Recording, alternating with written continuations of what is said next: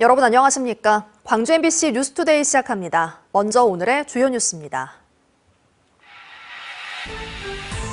제주항공 여객기 참사가 일어난 지 100일이 지났습니다. 아직 무안공항을 떠나지 못하고 있는 유족들은 사고 여객기 블랙박스를 공개하라고 요구하고 있습니다. 개헌론이 정치권에서 고개를 드는 가운데 지역의 국회의원들은 지금은 내란 세력 청산이 우선이라며 대체로 반대 입장을 내놓고 있습니다. 탄핵 이후 6월 조기 대선이 가시화하면서 광주시를 비롯한 자치단체들이 공약 개발에 나서고 있습니다. 지역의 현안들 가운데서도 무엇을 먼저 요구할 것인지가 논의가 시급해졌습니다.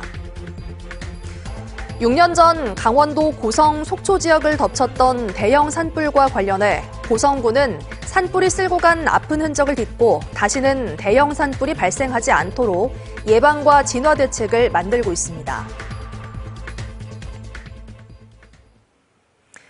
어제는 12.29 제주항공 여객기 참사가 발생한 지 100일째 되는 날이었습니다.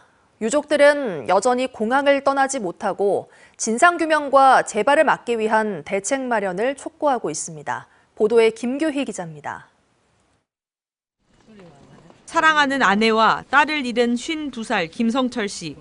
참사 발생 이후 한 주도 빠짐없이 무안공항을 찾고 있습니다. 일터가 있는 김해에서 무안까지 300km 가까이 떨어져 있지만 가족에 대한 사무치는 그리움을 달래고 아픔을 나눌 수 있는 유일한 공간이기에 걸음을 멈출 수 없습니다. 밖에서 받을 수 없는 저한테도 가라앉았던 하도 있을 거고 억울함, 울분 그런 것들을 그냥 자연스럽게 조금씩이라도 여기서 풀어 나갈 수 있어야지 제가 사니까. 항상 내 편이 돼주던 아버지의 빈자리가 느껴지는 순간이 가장 슬프다는 김다혜 씨. 공항 가서 있는다고 그러면 아직도 공항에 가냐고 다 놀래더라고요. 근데 그치, 나는 아직도 해결된 것도 없고 나는 아직도 못 잊었으니까 가지. 참사 발생 100일이 지났지만 유족들은 여전히 공항에 머물면서 진상규명과 대책 마련을 촉구하고 있습니다. 이번 항공사고가 단순한 사고가 아니라 좀 더 복잡하고 다양한 원인으로 발생한 인재라고 생각합니다. 그래서 그로 인한 사고 조사가 철저하게 이루어지고 그에 따른 책임자 처벌 등을 요구하는 바입니다. 겨울에서 봄으로 계절이 바뀌는 시기, 공항 1층 분향소에는 하얀 국화가 아닌 알록달록 봄꽃이 놓였습니다. 직접 말할 수 없어 편지로나마 봄이 왔다고 한자 한자 꾹꾹 눌러 써보지만 흐르는 눈물을 멈출 수 없습니다. 진짜 바빠도 이렇게 드라이브라도 하고 이렇게 구경도 했는데 지금은 이렇게 누군가 꽃을 갖다 줘야 그거라도 볼 수 있으려나 하는 생각이 좀 안 돼 보였어요. 석 달 넘게 흘렀지만 유족들의 시간은 여전히 그날에 멈춰 있습니다. MBC 뉴스 김규희입니다. 대기의 건조함이 해소되지 않고 있어서 걱정입니다. 우리 지역에서도 산림청에서 발표한 산불 경보 심각 단계를 유지하고 있고요. 오늘까지 광주와 전남 대부분 지역에서 시속 55km에 달하는 강풍까지 동반되겠습니다. 화재 발생 가능성이 매우 높습니다. 불시 다루실 때 각별히 주의하셔야겠습니다. 오늘 출근길 기온 어제보다 오름세를 보였습니다. 12도 안팎으로 어제 같은 시각보다 무려 8도가량 높은 기온에서 시작했고요. 한낮 기온도 22도 안팎까지 오르면서 종일 포근한 날씨가 예상됩니다. 10도 이상으로 크게 벌어지는 일교차는 유념하셔야겠습니다. 포근한 데다 하늘도 맑게 드러나겠습니다. 현재 깨끗한 하늘 모습 확인할 수 있습니다. 현재는 미세먼지 농도도 좋음에서 보통 수준 유지하고 있습니다만 어제 발원한 황사가 오늘 유입될 가능성이 있습니다. 오늘 미세먼지 정보도 꼼꼼히 확인하셔야겠습니다. 이 먼지와 대기의 건조함은 내일 밤부터 모레 사이 봄비가 지나면서 조금은 해소될 수 있겠습니다. 날씨 정보였습니다. 사고 여객기 블랙박스에서 마지막 4분의 기록만 사라진 것도 이번 제주항공 참사의 대표적인 의문점입니다. 관제탑과의 교신 기록이라도 모든 유족에게 공개하라는 요구가 커지고 있지만 사고 조사에 영향을 미칠 수 있다는 이유로 일부에게만 한시적으로 공개됐는데요. 결국 지역 법조계가 정보 공개를 촉구하고 나섰습니다. 주현정 기자가 취재했습니다. 조사위는 교신 기록을 유족들 모두에게 투명하게 공개하라. 제주항공 여객기 참사 피해자 법률지원단이 투명한 진상규명을 위해서는 교신 기록 전체를 모든 유족에게 공개해야 한다고 촉구했습니다.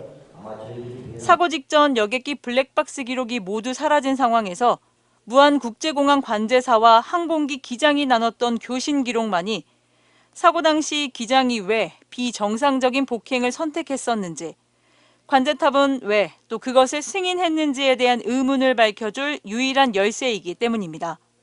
그간 사생활 보호와 사고조사 영향을 이유로 비공개 원칙을 고수하던 사고조사위원회는 공개 요구가 계속되자 지난 주말 참사 100일 추모제 이후 희생자 직계와 반계 유가족에 한해서만 교신 녹취록을 공개했는데 이 또한 유족의 반발을 샀습니다.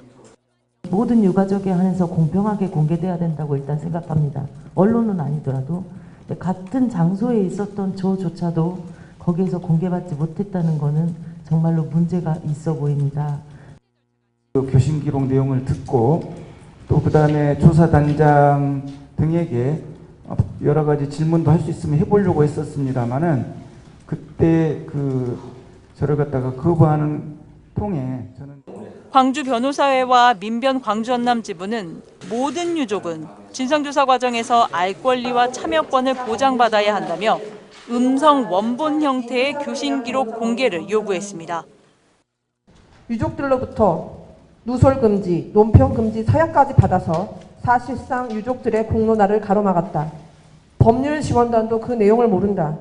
밀실 행정이라는 의심을 살 수 있는 처사이다. 국토교통부, 한국항공공사, 사고조사위원회 등의 교신기록 정보 공개를 청구하고 민사소송을 대비한 증거 보존 절차도 밟기로 했습니다.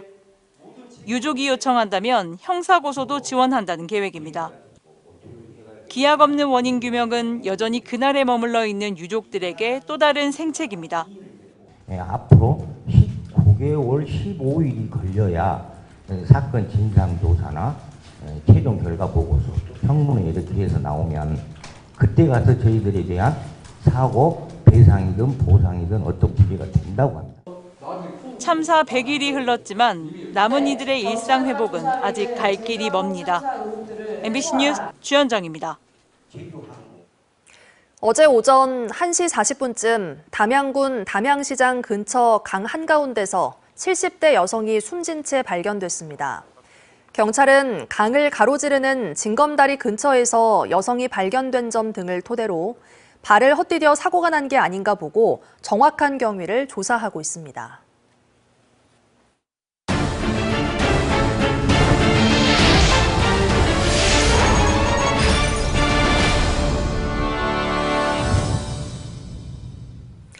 대통령 파면에 따른 조기 대선이 2달도 남지 않은 상황에서 개헌론이 다시 고개를 들고 있습니다.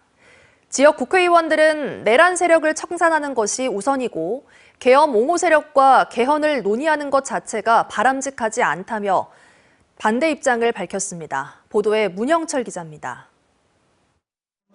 윤석열 전 대통령이 파면된 지 이틀 만인 지난 일요일, 우원식 국회의장은 개헌을 공식 제안했습니다. 국민 주권을 위해 권력 구조를 개편하는 것이 필요하다고 주장한 우 의장은 개헌은 정당들이 합의하는 만큼 하면 된다며 국민투표법 개정을 서두르자고 밝혔습니다. 국민 통합으로 가기 위해 협치와 협력을 실효적으로 제도화하는 것입니다. 민주당 소속의 지역 국회의원들은 한 목소리로 반대하고 있습니다. 대통령 한 명만 파면된 상황에서 나머지 내란 세력을 청산하는 게 가장 시급하고 중요한 사안이라는 겁니다. 윤석열은 여전히 관저에서 지금 내란 선동을 하고 있습니다. 계속해서 지금은 내란 종식과 정권 교체에 온 힘을 모아야 된다. 김영록 전남지사 역시 개헌 이슈로 불법 계엄에 대한 책임이 묻히는 것은 내란 동조 세력들이 가장 좋아할 일이라며 대선과 개헌을 동시에 추진하는 것에 반대 입장을 분명히 했습니다. 대선이 50여일밖에 남지 않아 제대로 된 개헌안을 마련하는 게 사실상 불가능한 데다 계엄을 옹호했던 국민의힘과 협상 테이블에 함께 앉는다는 것 자체가 바람직하지 않다는 의견도 나옵니다. 당장 지금 거기에 대해서 국힘당이 지금 뭐 찬성하면 달라들고 있지 않습니까? 내란 세력들에게 일종의 면접을 주는 것이고. 반면 민주당 내 반명계 대권 주자들은 우원식 국회의장의 제안에 환영의 입장을 밝혀 대선 개헌 동시 추진에 대한 논의가 어떻게 진행될지 주목됩니다. MBC 뉴스 문형철입니다. 탄핵 정국 속에 민생과 지역 현안은 벌써 수개월째 뒤로 밀렸고 윤석열 전 대통령 파면으로 말로만 약속했던 광주시 주요 정책은 더욱 아득해졌는데요. 6월 조기 대선을 앞두고 지자체들은 서둘러 새 정부에 건의할 공약을 만들고 있고 구체적인 내용을 조만간 발표할 계획입니다. 김초롱 기자가 보도합니다. 지난해 9월 광주에서 열린 민생토론회 이후 광주의 핵심 사업들이 탄력을 받나 했습니다. AI 부분에 대해서는 아까 이제 2단계 사업을 추진하는 과정에서 하여튼 이런 그 예타 부분은 과감하게 저희가 전향적으로 이렇게. 하지만 윤석열 전 대통령 파면과 함께 진척 없던 구두 약속마저 완전한 백지수표로 전락했습니다. 이제 2개월 뒤 조기 대선이 예정된 만큼 새 정부에 제시할 공약 마련이 시급해진 겁니다. 조기 대선 전국에서 광주시가 시민의 목소리에 기반한 철저한 준비와 함께 지역 현안을 국가 의제로 끌어올리기 위한 전략적 대응에 다시 한번 나서주시기를 강력히 당부 말씀드리겠습니다.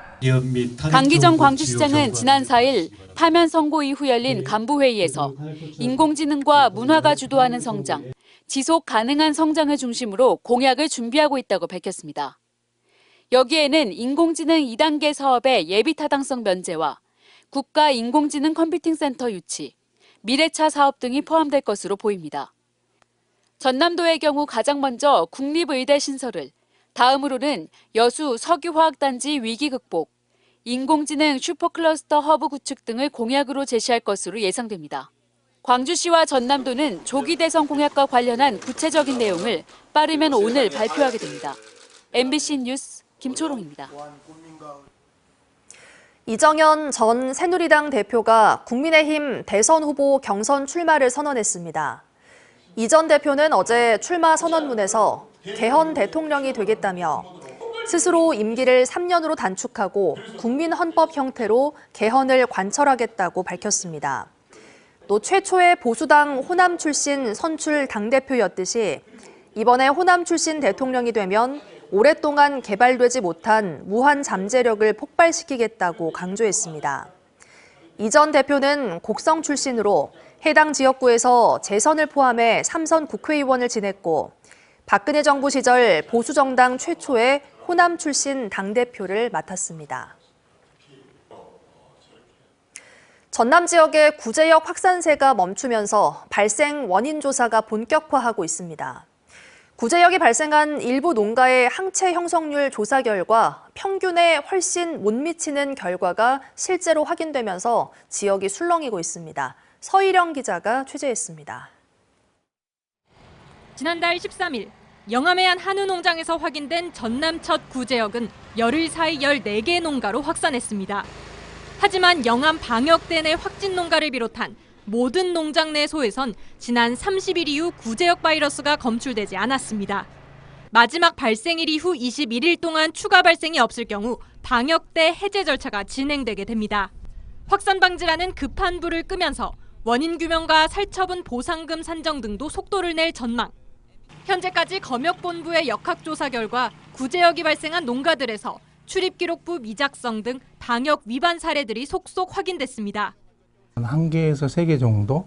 그 정도는 위반한 내용이 확인이 돼서 그거에 대해서 한 5%에서 35% 정도 살처분 보상금을 깎을 계획입니다. 구제역 백신 접종 여부를 판가름하는 농가별 항체 형성률 조사에선 대부분이 법적 기준인 80%에 훨씬 못 미친 상황. 최하 10%와 40%대까지 눈에 띕니다. 이에 따라 농림축산식품부는 전남 구제역 발생 원인을 농가들의 백신 접종 소홀과 차단 방역 미흡 탓으로 진단했습니다. 전남 같은 경우에는 이제 지금까지 한 번도 발생을 안 했잖아요. 그러다 보니까 경각심 이런 부분 등이 굉장히 좀 떨어져 있지 않았을 또 임신 혹시나 유산 위험이 있지 않을까 이런 우려도 좀. 영암의 소 백신항체 양성률 평균은 92.3%로 전국 최하위. 관련 과태료부과 농가 비율도 10.3%로 전국에서 가장 높았던 것으로 나타났습니다. 안일한 예방에서 비롯된 이번 구제역 파동은 청정 지역을 유지해온 전남에 씻을 수 없는 오점을 남겼습니다. MBC 뉴스 서희령입니다.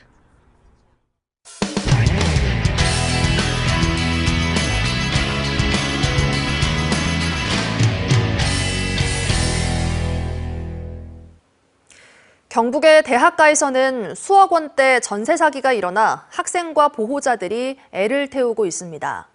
전세 사기 유형 가운데 하나가 대리인이 이중 계약을 하는 경우인데요. 달아난 공인중개사가 건물주와 임차인을 어떻게 속이고 보증금을 가로챈 건지 대구문화방송 변예주 기자가 보도합니다. 경북 경산 대학가 일대 빌라촌에는 계약도 관리도 공인중개사가 도맡는 경우가 많습니다. 공인중개사는 건물주와 임차인에게 이 동네 관행이라고 했습니다. 왜 이거 주인 계좌번호를 안 주시냐고 그랬어요. 그랬더니 그런 소리 하지 말하면서 위임장도 갖고 있고 이 동네는 다 이렇게 한대요. 엄마가 몰라서 그러는 부분이 더 많대요. 건물주들이 다른 지역에 살고 관리하는 세대가 많다 보니 공인중개사에게 계약과 건물관리 권한을 넘긴다는 겁니다. 피해를 본 임차인들은 이런 관행 때문에 건물주에게 전세보증금을 직접 보내지 못했습니다. 중개사를 끼운다는 거는 말 그대로 공인, 국가에서 인정한 이러기 때문에 좀 믿었던 부분이 있거든요. 부동산이니까 이 사람이 설마 거짓말을 하겠냐고. 공인중개사는 임차인에게 전월세 보증금을 받은 뒤 건물 관리비 등을 빼고 건물주에게 임대료를 보냈습니다. 그런데 달마다 정산하지 않고 1년에 한두 차례 보낸 겁니다. 공인중개사는 바로 이 틈을 파고든 걸로 파악됩니다. 건물주들 역시 공인중개사가 임차인이 전세가 아닌 월세로 계약했다고 속여도 정산 시기가 아니어서 피해를 바로바로 파악할 수 없었다고 말합니다. 이렇게 집주인과 임차인이 직접 임대 거래를 하지 않을 경우 임차인은 대리인이 제대로 된 위임장을 가지고 있는지 확인해야 합니다. 위임장에는 집주인과 대리인의 인적사항과 집에 대한 정보, 전월세 보증금 등 계약 조건과 범위 등이 적혀 있는지 반드시 살펴야 합니다. 중개업자가 위임을 받았다고 하더라도 반드시 임대인을 대면하거나 임대인이 직접 발급한 인감증명서를 확인해야 됩니다. 그리고 인감도장이 인감증명서에 날인된 도장하고 맞는지 확인하는 절차를 거치고 계약을 맺기 전에 집주인과 직접 통화해 계약 내용을 꼼꼼히 확인해야 합니다. 또 위임 관행과 관계없이 집주인 명의로 된 계좌로 보증금을 보내야 사기 사건에 휘말릴 가능성이 낮다고 전문가들은 조언합니다. 한편 그제 관련 보도가 나간 뒤 취재진과 어렵게 통화가 된 공인중개사는 사기가 아니냐는 취재진의 질문에 답변을 피했습니다. 경북 경산경찰서는 고소인을 차례로 불러 사실관계를 확인한 뒤 피고소인인 공인중개사를 불러 조사하기로 했습니다. MBC 뉴스 변예주입니다. 울산 국가산단에 추진되고 있는 샤힌 프로젝트는 국내 석유화학 사상 최대인 9조 원이 넘는 사업비와 88만 제곱미터 규모로 잘 알려져 있습니다. 석유화학 분야 신기술이 도입되고 있는 이곳에서 건설 분야의 신기록도 만들어지고 있습니다. 울산문화방송 이용주 기자가 전해드립니다. 온산 국가산단 샤힌 프로젝트 공사 현장. 땅바닥에 누워있는 거대한 타워에 사람 키만한 고리들이 걸리고 국내 최대 규모로 특별 제작된 타워 리프팅 시스템이 타워를 천천히 들어올립니다. 이 기둥은 석유화학 제품인 프로필렌 생산 설비의 핵심 역할을 하는 분리타워로 아파트 50층 수준인 높이 118m에 무게 2,370톤으로 석유화학 단일 설비로는 국내 최대입니다. 해외에서 통째로 제작된 이 타워를 울산항에서 2.5km 떨어진 공사 현장까지 옮기는데도 신기술이 적용됐습니다. 1년 전 운송 경로 주변을 3D 스캐닝해 사전 시뮬레이션을 진행했고 그 결과대로 한밤중 이송 작전을 벌여 4시간 만에 타워를 옮겼습니다. 이후 한 달여간의 준비 작업을 거친 뒤 타워를 수직으로 세워 설치를 끝내기까지는 14시간밖에 걸리지 않았습니다. 1년 전부터 3D 시뮬레이션을 통해서 간섭사항하고 운송 가능 여부 등을 다 모든 것을 체크해서 현장까지 갖고 들어온 신기술이 운송과 설치에 모두 적용된 케이스라고 할 수 있습니다. 88만 제곱미터 부지에 9조 2,580억 원이 투입되는 국내 석유화학 사상 최대 규모의 샤인 프로젝트. 샤인 프로젝트의 현재 공정률은 60%로 내년 하반기 상업 가동을 앞두고 있습니다. 세계 최초로 상용화하는 TC2C 기술 등 석유화학 분야의 최첨단 기술이 도입되고 있는 이곳에서 건설 분야의 신기록도 만들어지고 있습니다. MBC 뉴스 이용주입니다. 강원도 고성군에서는 지금으로부터 6년 전 식모기를 앞두고 대형 산불이 발생했습니다. 대형 산불의 교훈으로 달라진 강원도 고성군의 산불 대책을 MBC 강원영동 이하라 기자가 보도합니다. 주택가디 야산에 시뻘건 불길이 치솟습니다. 방송국도 리조트도 형체를 알아보기 어려울 정도로 뼈대만 남았습니다. 2019년 4월 4일 발생한 고성 속초 산불. 축구장 1,700개가 넘는 면적이 잿더미가 된 산불의 흔적은 6년이 지난 지금까지 이렇게 남아 있습니다. 특히 고성 지역은 2018년부터 2019년, 2020년까지 3년 연속 대형 산불이 발생하면서 모두 1,746헥타르가 불에 탔습니다. 산불 백서를 발간하는 등 피해를 집계한 고성군은 재발 방지 대책을 마련했습니다. 2020년 자발적으로 산불 진화에 나섰고 실제 진화에 도움이 됐던 물차 소유주들과 협약을 맺기 시작했습니다. 물을 계속 한 군데 집중으로 그 최고 앞선 넘어가는 물을 이제 거기다 집중적으로 이제 분사를 했거든요. 그러다 보니까 불이 꺼지더라고요. 그래서 이게 어느 정도 도움이 됐구나. 협약을 맺은 물차는 모두 27대. 농약을 치는 용도인 광역 방제기도 산불을 끄는데 큰 도움이 됩니다. 고성군은 지난 2020년 토성면 도언리 산불의 원인이었던 화목 보일러 교체를 지원하고 있습니다. 목재 펠릿으로 바꾸는 데 공들여 82대의 보일러와 난로를 바꿨습니다. 산불은 발생 이후에도 후속 피해가 많은데 대표적인 게 바로 피해목입니다. 고성군은 산불 피해지에 세운 공장에서 피해목을 갈아 목재 펠릿을 생산합니다.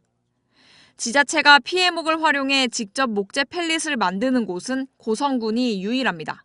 벌채목에 대해서 처리하기가 상당히 어렵습니다. 근데 저희는 펠릿 공장이 있기 때문에 그 피해목들을 다 수집을 해서 그 펠릿 연료를 생산하고 있기 때문에 지금 저희는 상당히 효율적으로. 고성 지역 주민들에게만 시중의 절반 가격인 20kg 6,000원에 공급하고 있습니다. 화목 보일러와 비교해 화재 위험은 크게 줄고 비용은 저렴하면서 남은 재를 비료로 활용할 수 있어 일석삼조 효과를 보고 있습니다.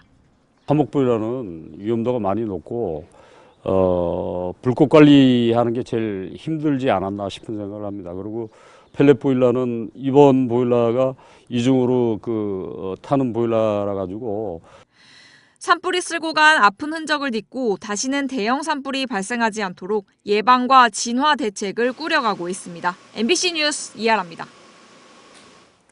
전라남도가 급변하는 기후 등에 대비한 미래형 양식산업 육성을 위해 30개 사업에 570여억 원을 투입합니다.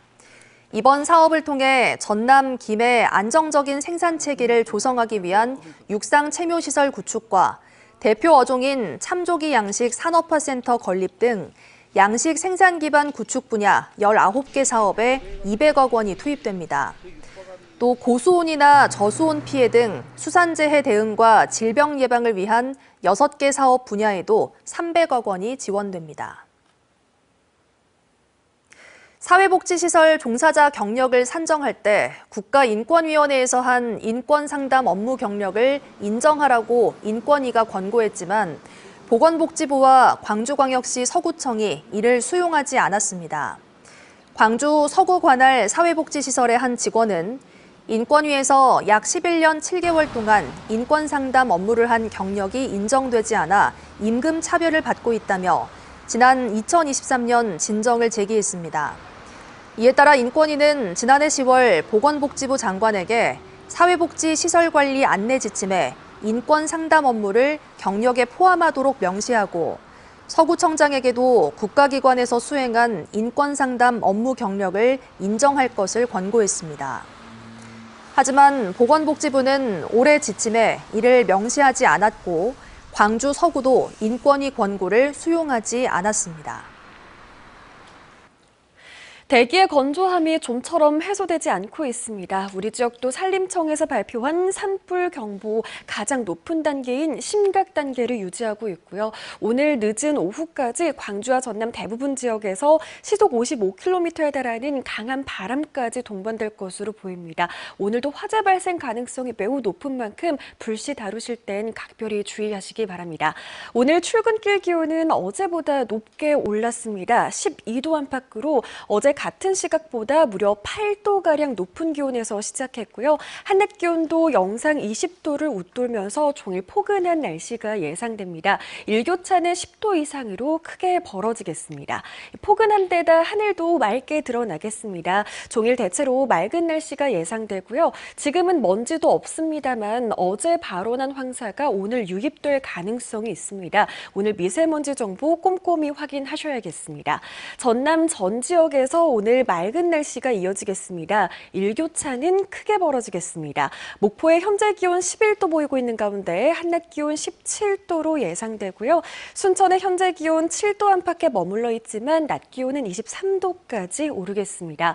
바다의 물결은 최고 1.5m에서 2.5m 안팎으로 일겠습니다.